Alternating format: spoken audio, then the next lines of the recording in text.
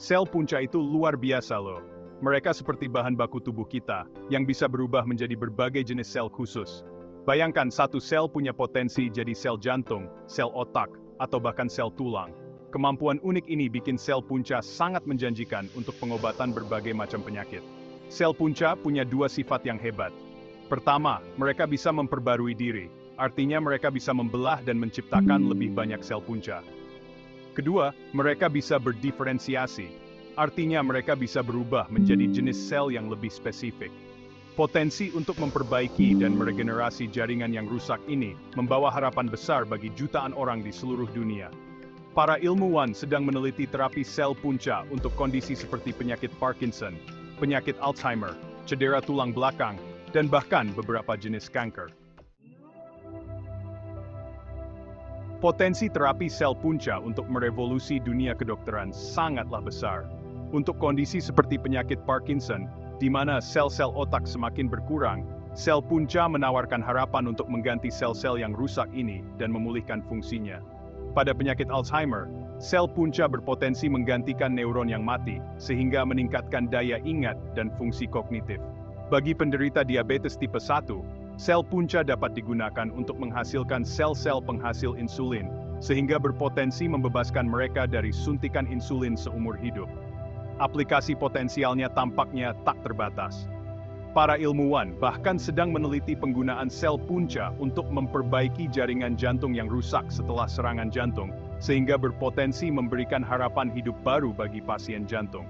Bidang kedokteran regeneratif dipenuhi dengan antusiasme, karena para peneliti bekerja tanpa lelah untuk mewujudkan janji terapi sel punca menjadi pengobatan yang nyata.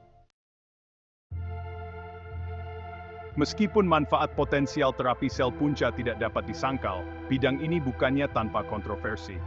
Perhatian etis yang paling signifikan muncul dari penggunaan sel punca embrionik. Sel-sel ini berasal dari embrio manusia, biasanya yang tersisa dari prosedur bayi tabung. Penghancuran embrio untuk mendapatkan sel-sel ini menimbulkan pertanyaan etika yang mendalam tentang awal kehidupan manusia dan rasa hormat yang layak diterimanya.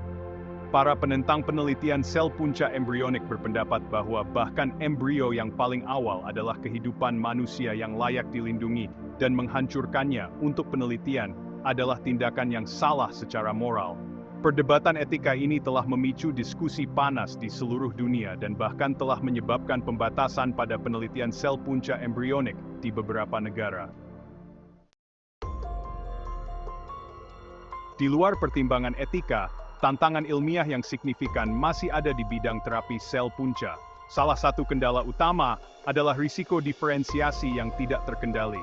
Meskipun para ilmuwan dapat mengarahkan sel punca untuk berdiferensiasi menjadi jenis sel tertentu di laboratorium, proses ini tidak selalu tepat. Jika disuntikkan ke dalam tubuh, sel punca berpotensi berdiferensiasi menjadi jenis sel yang tidak diinginkan, yang mengarah pada pembentukan tumor atau komplikasi lainnya. Tantangan lainnya adalah risiko penolakan imun. Sistem kekebalan dirancang untuk menyerang benda asing yang masuk, dan sel punca yang ditransplantasikan dapat dikenali sebagai benda asing oleh tubuh penerima. Hal ini dapat memicu respons imun, yang menyebabkan penolakan terhadap sel-sel yang ditransplantasikan.